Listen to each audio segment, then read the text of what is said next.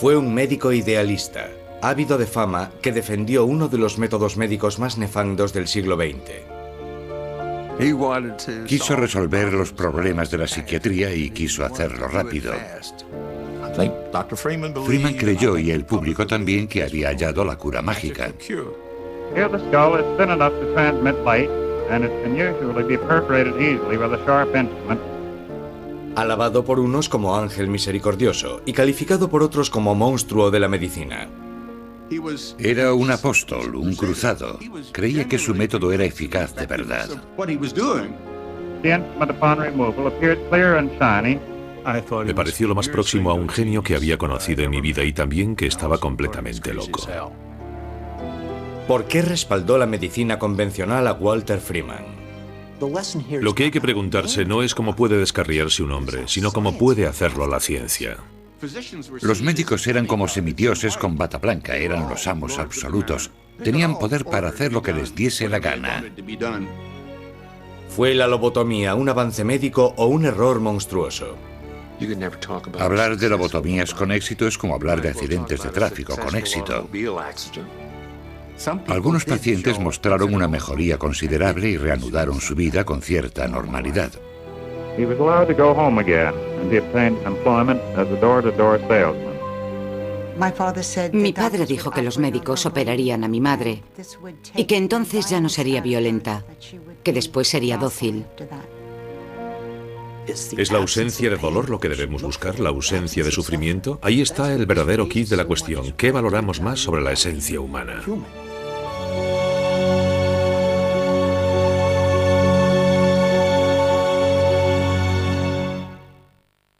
El lobotomista.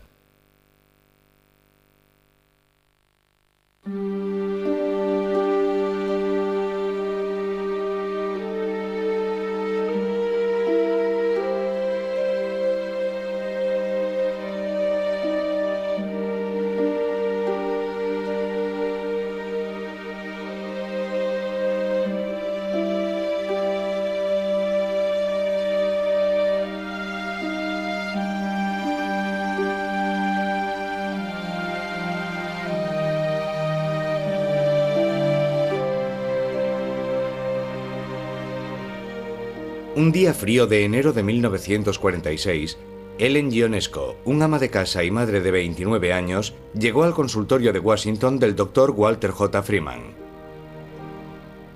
Con ella iba su hija de 6 años, Angeline. Mi madre siempre estaba como oída. Aceptaba que mi madre era así, que era su forma de ser. Pero la cosa fue yendo a más. Y llegó un momento que estaba tan deprimida que se pasaba días enteros en la cama. Recuerdo que señalaba el techo y decía: ¿ves esos cables? Es con lo que me torturan. Luego se volvió más violenta y agresiva. Y un día intentó asfixiarme. Entonces la llevamos a ver al Dr. Freeman. Examiné a Ellen hoy. Tiene pensamientos suicidas. Cada vez alzaba más la voz y gritaba: ¡qué cansada estoy! Me pareció muy inaccesible y que necesitaba tratamiento inmediato.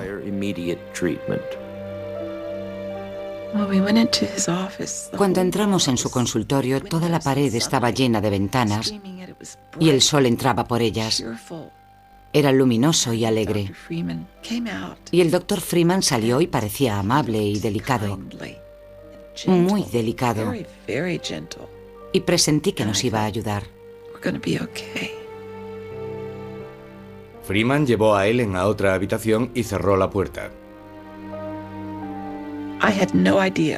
No tenía ni idea de lo que pasaba tras aquella puerta.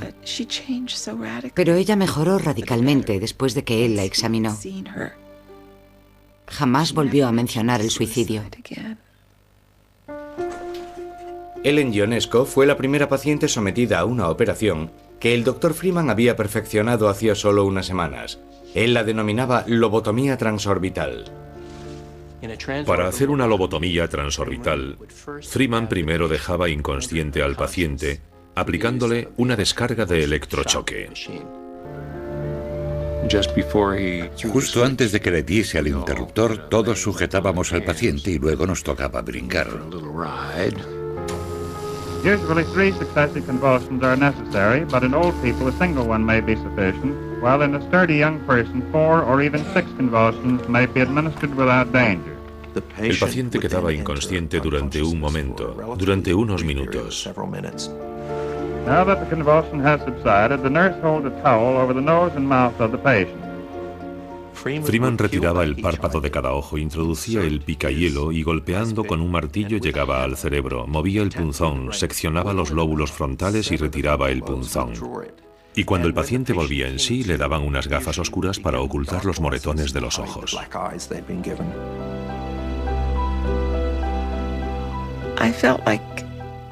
Consideré que me había hecho un regalo estupendo al devolverme a mi madre. El doctor nos daba esperanzas de que todo iría mejor, y así fue.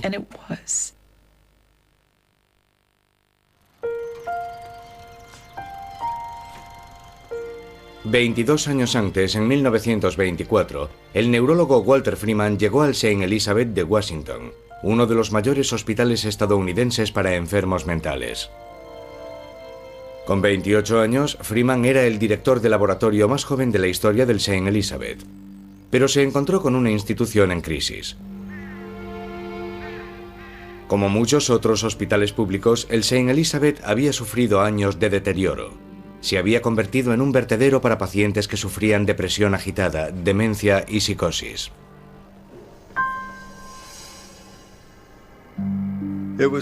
En aquella época estaba claro que cuando te internaban en un psiquiátrico, no era de modo voluntario, que no había forma de salir. No te aplicaban tratamiento, porque nadie podía hacer nada. Eran almacenes para personas que la sociedad quería olvidar. Había una enorme cantidad de pacientes embadurnando con sus excrementos las paredes, rasgándose la ropa, sentados en el suelo aturdidos día tras día. Piensas, ¿cómo podían vivir así? ¿Cómo podían obligarlos a vivir así? Posteriormente, Freeman escribió que mientras recorría los enormes pabellones del St. Elizabeth había sentido una mezcla de temor, repugnancia y vergüenza. Sintió repugnancia ante lo que vio, casi sintió náuseas ante aquello. Vio a 5.000 personas cuya vida no iba a ninguna parte. Y supongo que de inmediato quiso hacer algo para remediarlo.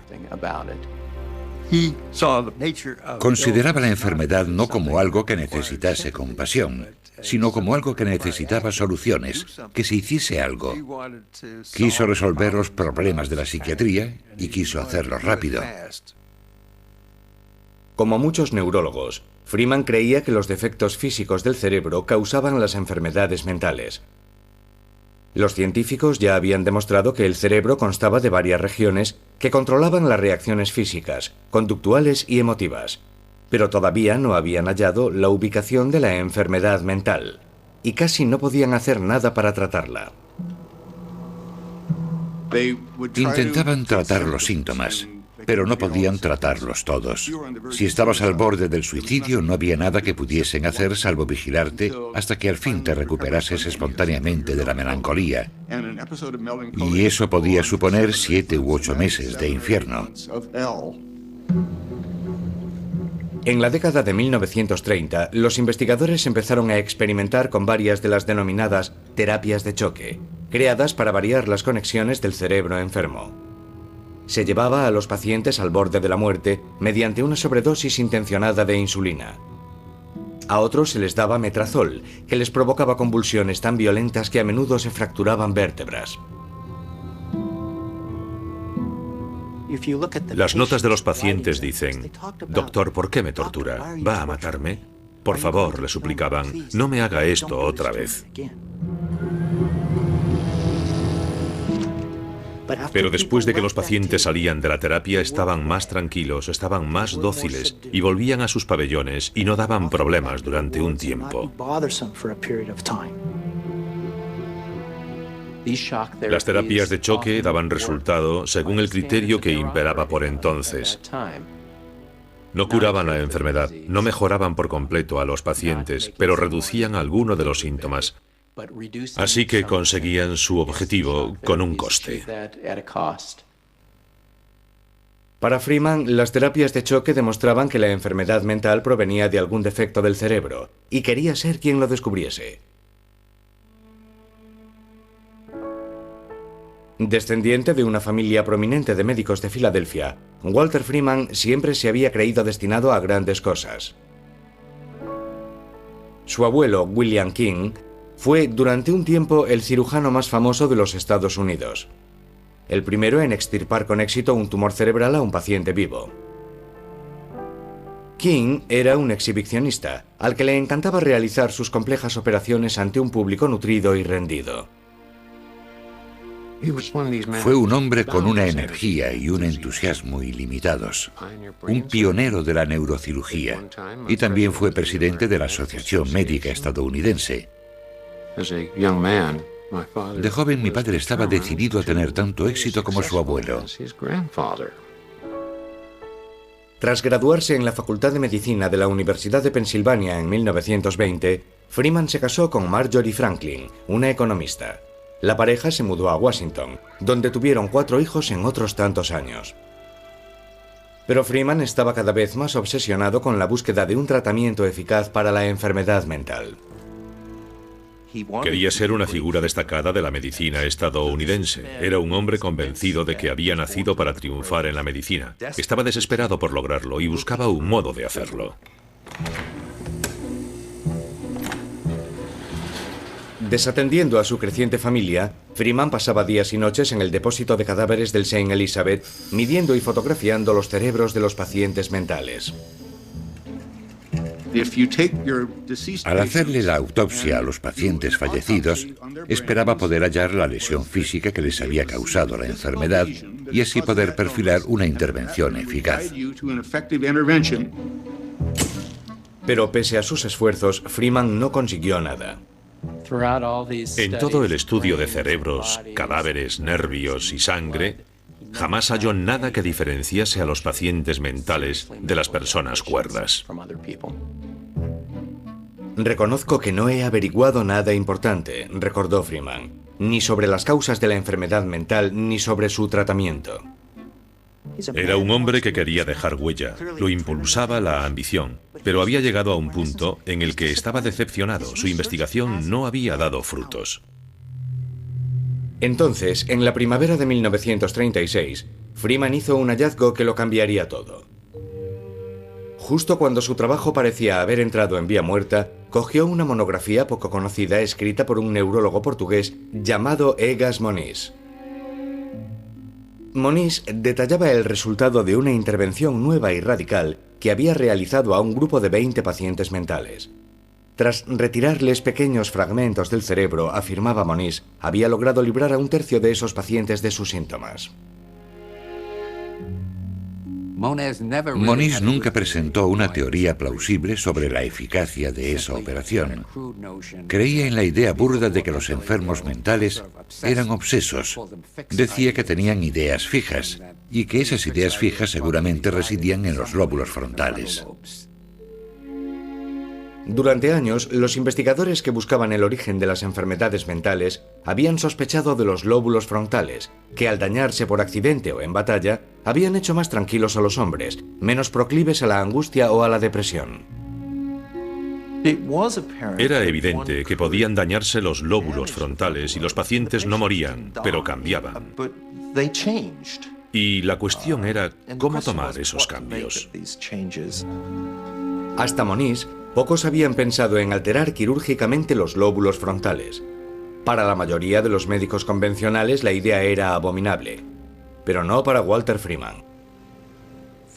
Freeman se puso loco de contento.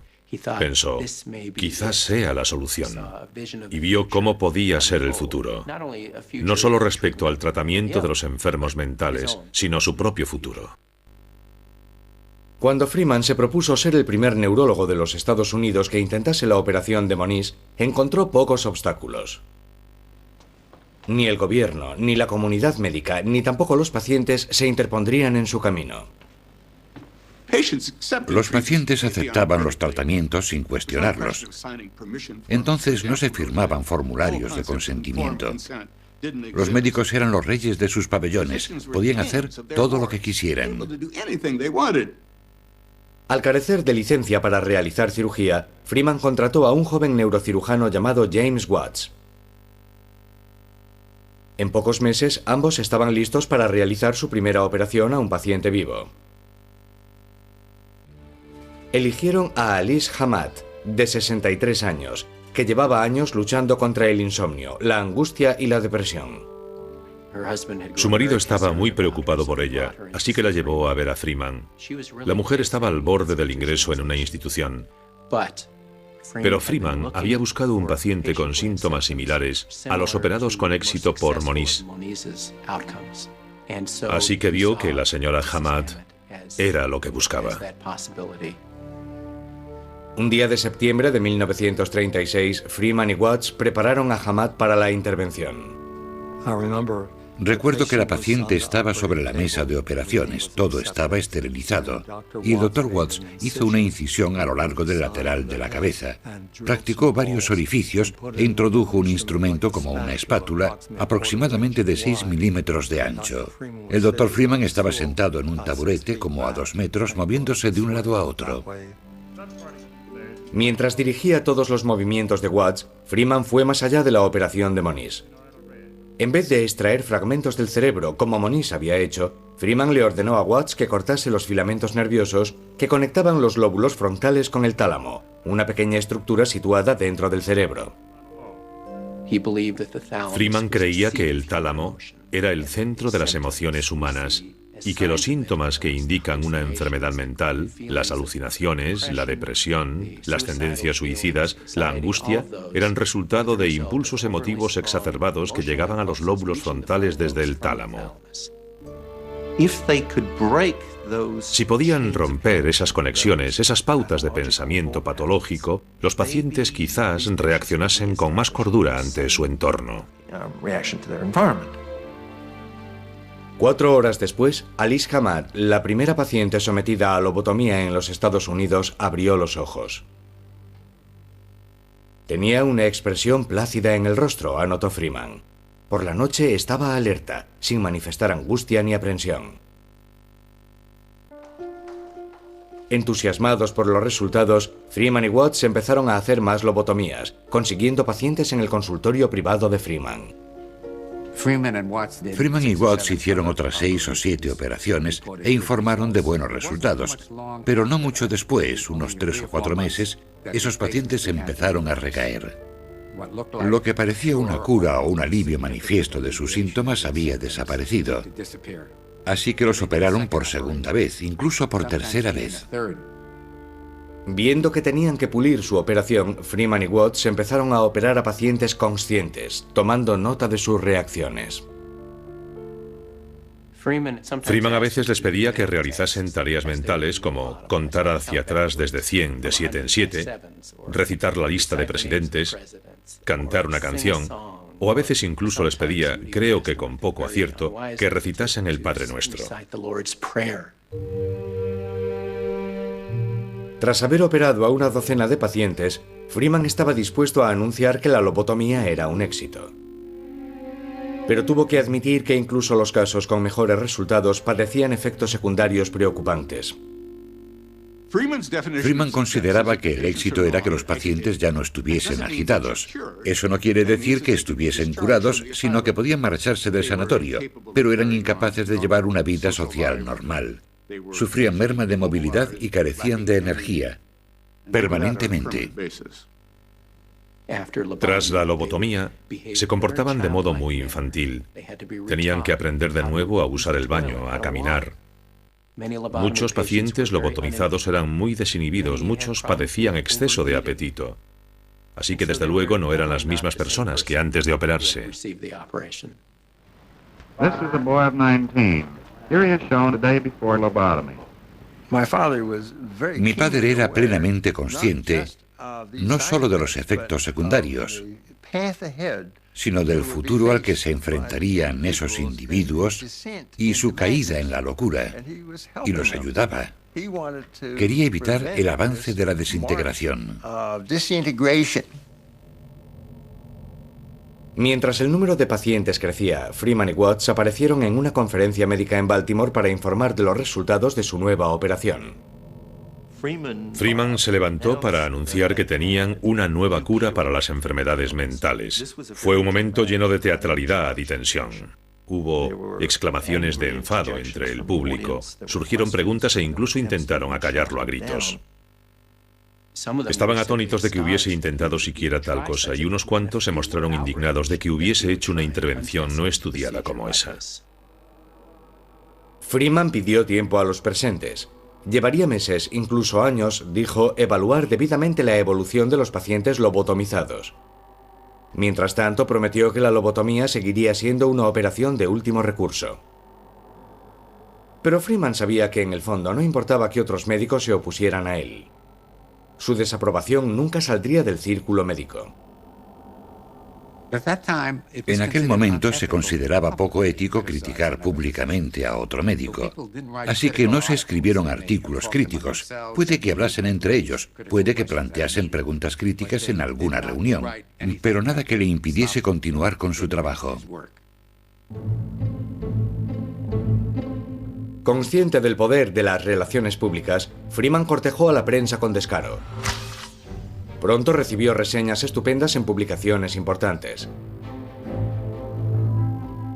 El Washington Star calificó la lobotomía como una de las mejores innovaciones quirúrgicas de esta generación. The New York Times la denominó cirugía del alma y la calificó de hito histórico. Toda innovación científica debe seguir un cierto protocolo. Algo se presenta, aparece en una publicación médica y los compañeros de profesión la revisan. Freeman se saltó ese proceso porque sabía que iba a encontrar mucha reticencia y por eso recurrió a la prensa desde el principio. Y la prensa siempre está ávida de milagros de la cirugía, porque venden periódicos. Así que en menos de nada se propagó la noticia, no de que la lobotomía dañase el cerebro, sino que extirpaba la locura del cerebro y se consideró un progreso enorme. En 1941, Freeman recibió una llamada inesperada. Joseph P. Kennedy, el rico embajador en Gran Bretaña, estaba preocupado por su hija mayor, Rosemary. Retrasada de nacimiento, había empezado a actuar de modo errático, sufriendo ataques y escapándose del convento en el que vivía. Estaba preocupado por la conducta de Rosemary, de que se quedase embarazada o contrajese alguna enfermedad venérea que avergonzaría a la familia y perjudicaría la carrera política de sus hermanos. Joseph Kennedy buscó el mejor consejo médico de la zona de Nueva Inglaterra y le aconsejaron que lobotomizasen a su hija.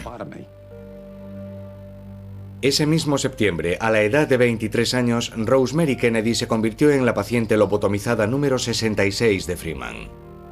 El resultado fue desastroso. Antes de la operación, la señorita Kennedy podía vivir con cierta independencia, pero tras la operación quedó gravemente impedida y necesitó cuidados casi constantes el resto de su vida. Pero Walter Freeman no se amilanó.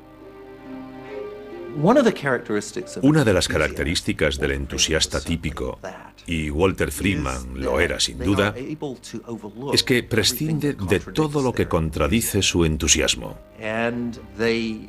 y se centra en los detalles que corroboran que va por buen camino.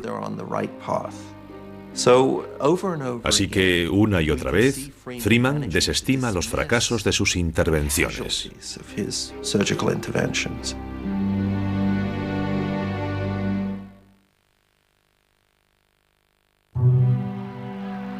The guns are quiet now, and the oceans of the earth are filled with ships coming home. In faraway places, men dreamed of this moment. But for some men, the moment is very different from the dream. Con el fin de la Segunda Guerra Mundial, los veteranos que regresaron traumatizados pronto desbordaron los ya atestados hospitales públicos. Every man has his breaking point, and these were forced beyond the limit of human endurance.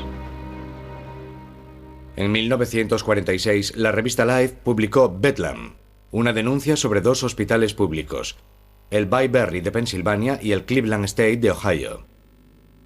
En un país sacudido por las recientes revelaciones de las atrocidades nazis, las fotos resultaron demoledoras.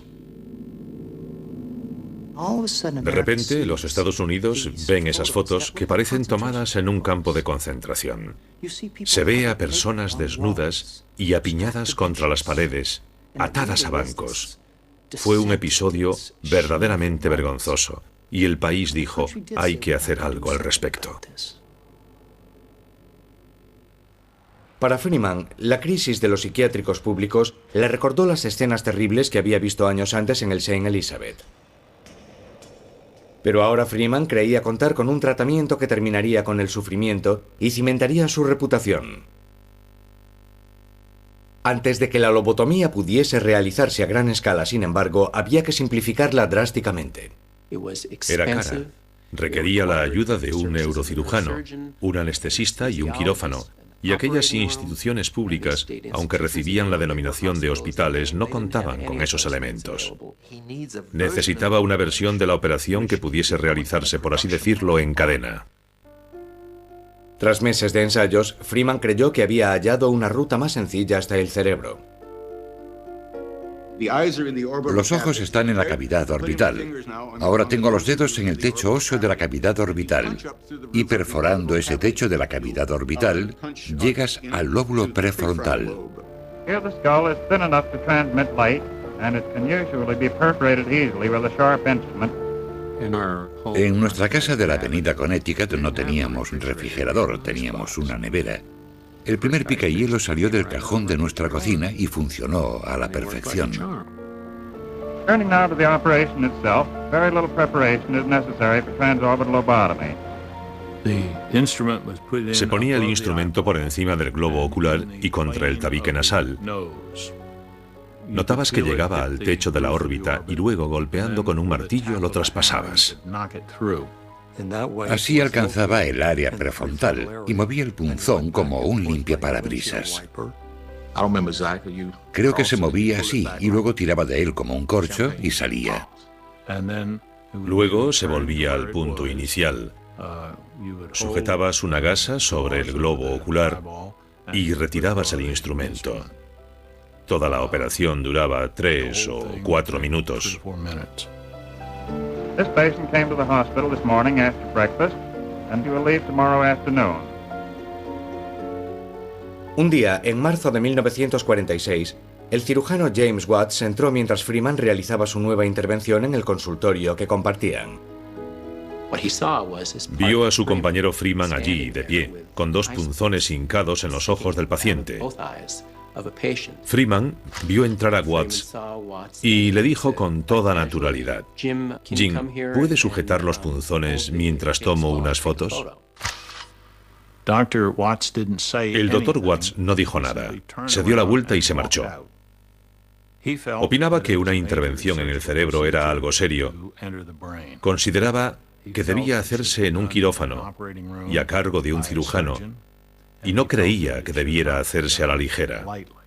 Al día siguiente, el doctor Watts y el doctor Freeman dejaron de compartir consultorio. This photograph shows the leucotome at a depth of 7 centimeters from the upper eyelid.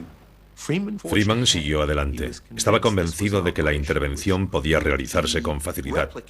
Como él decía, hasta un tonto, incluso un psiquiatra hospitalario, podría aprender a hacerla en una tarde. Impaciente por instruir a otros en su nueva técnica, Freeman recorrió los hospitales públicos del país a mediados de los años 40. Por lo general, a Freeman lo recibían con gran revuelo. Y luego, a menudo con la prensa y fotógrafos alrededor, realizaba sus operaciones, a veces una tras otra. Tenía una especie de perversa necesidad de impactar al público. A veces usaba un martillo de carpintero en vez de algún instrumento quirúrgico.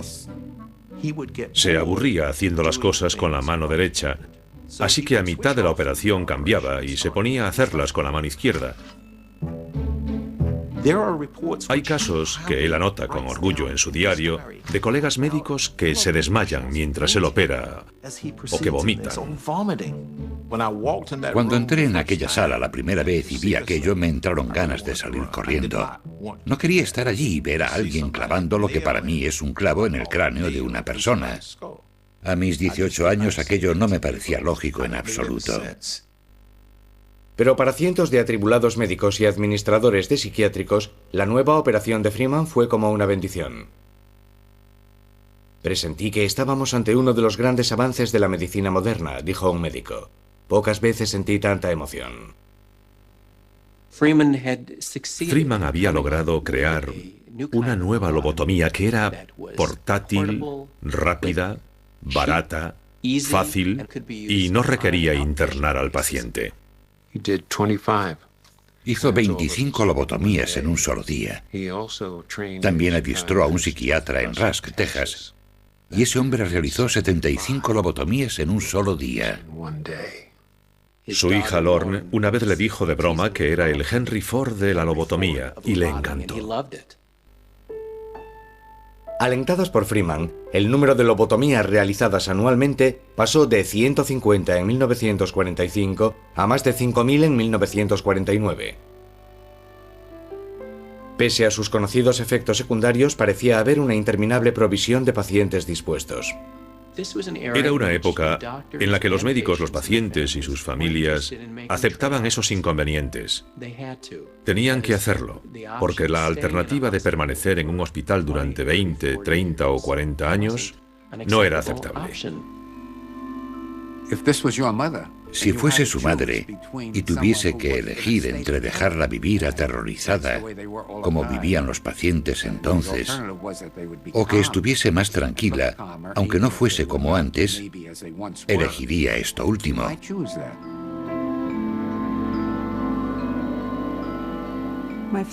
Lo primero que recuerdo es que fuimos a Pilgrim State. Estábamos fuera en el césped. Miré hacia el último piso y vi barrotes en las ventanas. Le pregunté a mi padre por qué estaba mamá en la cárcel.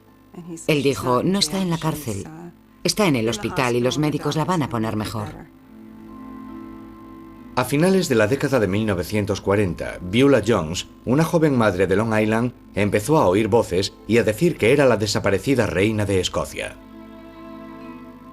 Su marido Herbert intervino a Beulah en el hospital Pilgrim State, donde su conducta se volvió rebelde. Los médicos le aconsejaron someterla a una lobotomía. Herbert accedió.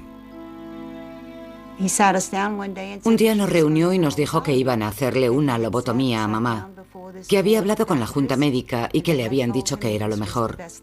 Dijo que estaba desesperado, que no sabía qué otra cosa hacer, así que había accedido. La operación de Beulah fue una de las 12 lobotomías realizadas en Pilgrim State aquel día.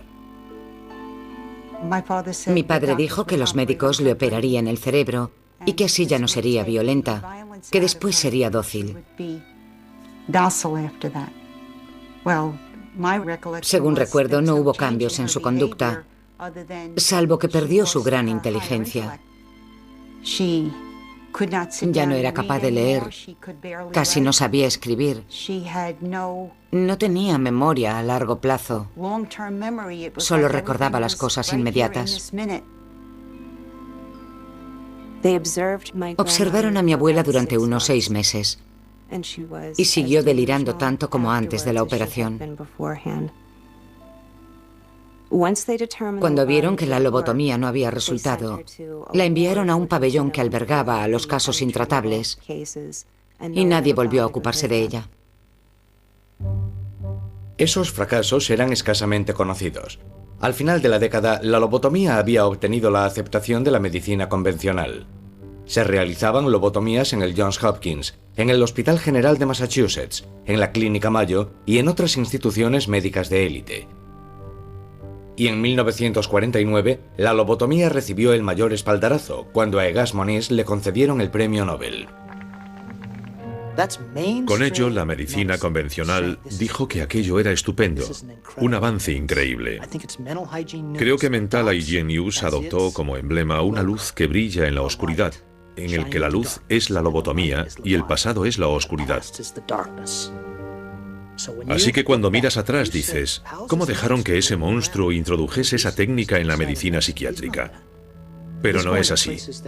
Va a lugares que son como pozos de serpientes y les lleva esa luz.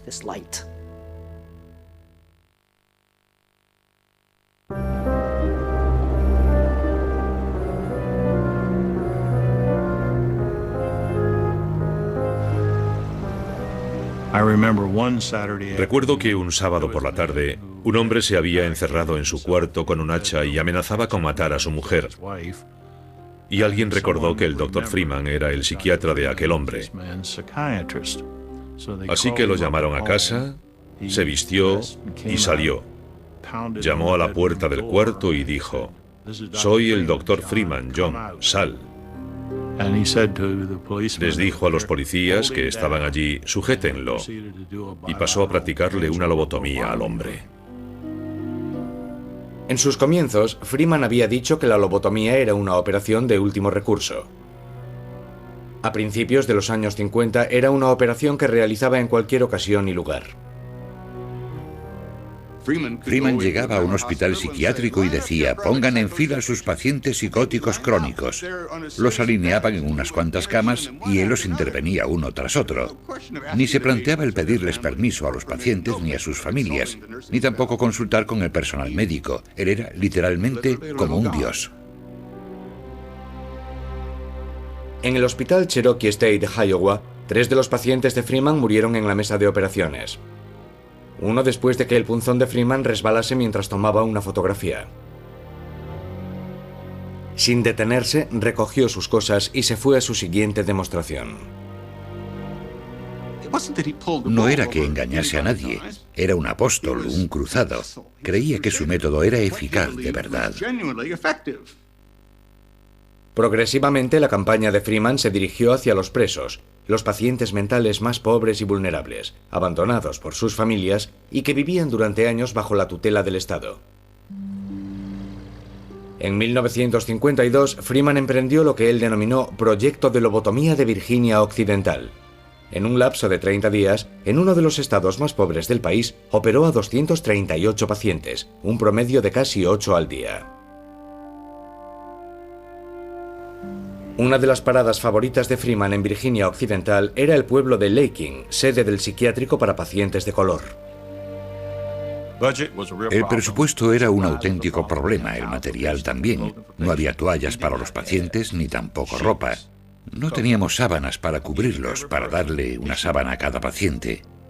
Las personas pobres son las que más acaban en instituciones mentales. Si puedes costearte otro tipo de tratamiento, no acabas allí.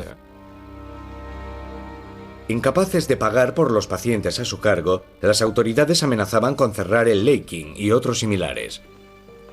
Pero el Dr. Freeman les ofreció una solución económica. La lobotomía, prometió, los enviaría a casa. Ahí abandonó el sólido ideal, según el cual liberaba del malestar mental al individuo y pasó a liberar al Estado de la carga del cuidado médico y financiero. A mi juicio, creo que no fue una decisión acertada. Freeman pensaba, y el público también, que la lobotomía iba a ser una cura mágica. Pero cuando disparas en la oscuridad no sabes lo que haces, solo disparas, con la esperanza de darle a algo por casualidad. A mediados de los años 50, los primeros estudios clínicos a largo plazo sobre la lobotomía habían empezado a aparecer en las publicaciones médicas. Así, la comunidad médica podía evaluar el verdadero impacto de la lobotomía. Hay pacientes que no pueden dejar las instituciones y están casi en estado vegetativo. Otros reciben el alta pero se comportan como niños en casa. En el mejor de los casos, algunos consiguen empleo, pero a menudo no se sienten motivados para ir a trabajar. Así que pasados ya 10 o 12 años empieza a ser difícil calificar a esta operación de milagrosa porque ahora se ven los resultados a largo plazo. Muchos que una vez habían apoyado la lobotomía comenzaron a renegar de ella. Es inconcebible, declaró la Asociación Médica Estadounidense, que cualquier intervención que conlleve la destrucción del cerebro pueda restablecer al paciente a un estado normal. La lobotomía, declaró un antiguo defensor, no era más sutil que un disparo en la cabeza. Especialmente vehementes fueron los psicoanalistas freudianos que calificaron la lobotomía de asalto brutal al cerebro. Pero Walter Freeman tenía poca paciencia con sus críticos. Los psicoanalistas no tenían pacientes esquizofrénicos. No podían hacer terapia verbal con alguien que creía oír voces que salían del retrete. Así que si alguien planteaba críticas contra Freeman en una reunión, este contestaba: ¿y qué puede hacer usted por él? Nada. No comprenden lo que es sufrir la tortura de una enfermedad mental. Mi padre intentaba liberarlos de eso. Y el que pudieran convertirse después en gordos imbéciles era un precio pequeño por el alivio de esa intensa angustia mental. Mi padre siempre recordaba el alto índice de suicidios entre estos individuos, porque no pueden soportar su sufrimiento mental, y los ayudaba. Muchos de los pacientes de Freeman y sus familias opinaban que los había ayudado. Una vez, durante un discurso ante un público integrado por psiquiatras, estos abuchearon a Freeman. Sacó de debajo del podio una caja grande con más de 500 tarjetas de Navidad que había recibido aquel año. Las volcó sobre la mesa y dijo: ¿cuántas tarjetas reciben ustedes de sus pacientes? Usted sabe bien lo que sufrió mi esposa. Nunca volverá a ser la misma. Pero si no la hubiese operado, es probable que no pudiese disfrutar de la vida como hace hoy. Quiero que sepa, Dr. Freeman, que mi hermano Avi está aún conmigo, feliz y despreocupado como un niño. Que Dios le bendiga a usted y a los suyos siempre por su amable interés por mí y mi hermano. Si has accedido a que hagan esa intervención a alguien próximo o querido, deseas creer que has tomado la mejor decisión para esa persona. Y lo que te resultaría difícil de perdonarte sería pensar que le provocaste un daño permanente a alguien querido, en vez de curarlo.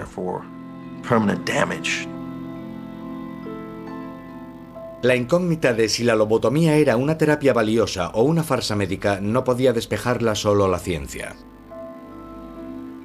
¿Es la ausencia de dolor lo que debemos buscar? ¿La ausencia de sufrimiento? ¿La ausencia de preocupación? ¿La ausencia de angustia? Ahí está el verdadero quid de la cuestión. ¿Qué valoramos de la mente humana?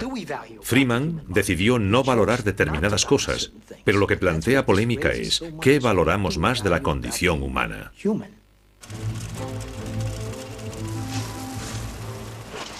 A la larga, el destino de la lobotomía lo decidiría una pastilla. En 1954, un nuevo fármaco denominado toracina empezó a utilizarse en todos los psiquiátricos públicos. La toracina inicialmente se comercializó como un lobotomizador químico. Se consideró una ventaja que produjese resultados similares, pero sin los riesgos de la cirugía. Teniendo ahora una alternativa válida, la comunidad médica se volvió decididamente contra la lobotomía. En congresos de neurocirugía había manifestantes que la calificaban de atrocidad y pedían que no se operase a nadie por las ideas o la conducta que demostrara. De inmediato, las oportunidades de Freeman de realizar lobotomías empezaron a mermar. Se clausuró el consultorio que tenía en la Universidad George Washington. Cancelaron sus compromisos docentes. Sus intervenciones hospitalarias en el general fueron anuladas.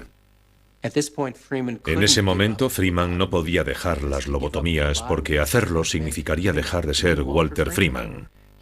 Se consideraba a sí mismo como el lobotomista, el hombre que podía salvar a los pacientes de la muerte. Y dejar eso de lado, pese a las razones para dejarlo, era demasiado para él.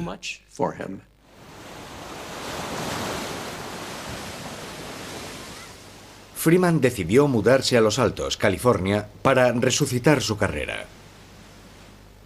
Lejos de la crítica comunidad médica del Este, podía intentar llevar la lobotomía a pacientes de otras categorías.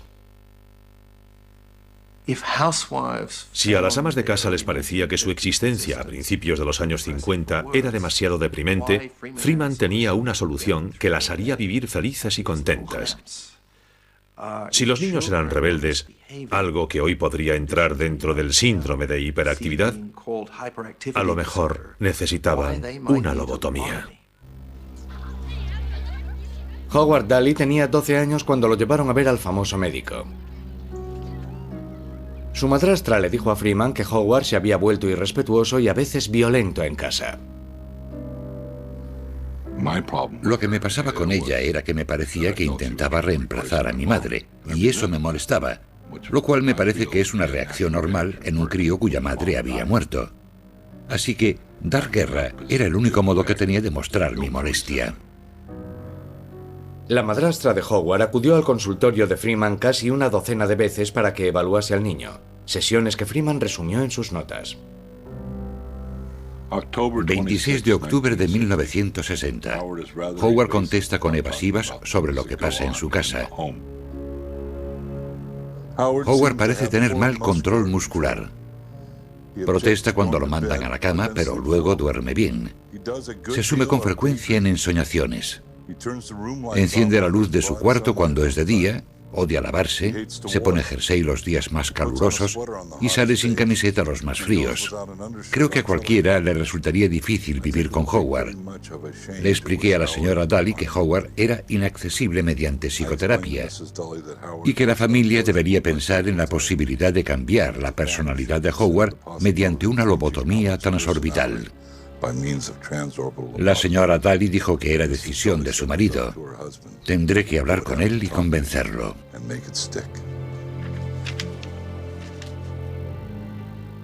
10 semanas después, Walter Freeman lobotomizó a Howard Daly. No sabía que me lo iban a hacer. No lo supe hasta 3 semanas después, cuando Freeman me lo dijo. No quise saber nada más sobre ello, porque me preocupaba que hubiese algún motivo por el que mereciese aquello. Era lo que me daba miedo. No sabía qué podía haber hecho para merecer aquello.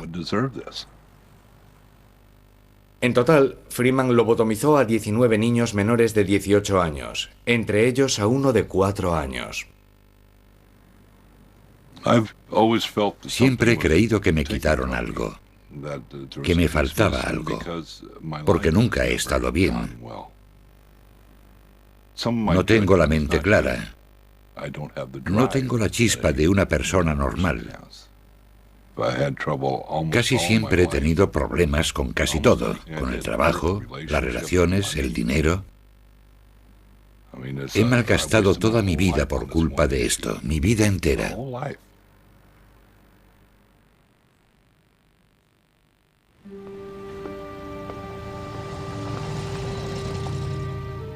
Llegado 1967, el Dr. Freeman había realizado personalmente más de 2.900 lobotomías.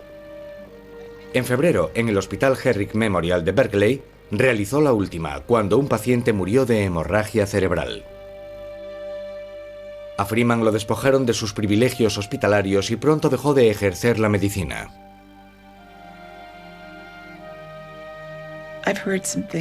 Dicen que se transformó en un monstruo. Dicen que hizo cosas que me cuesta trabajo creer.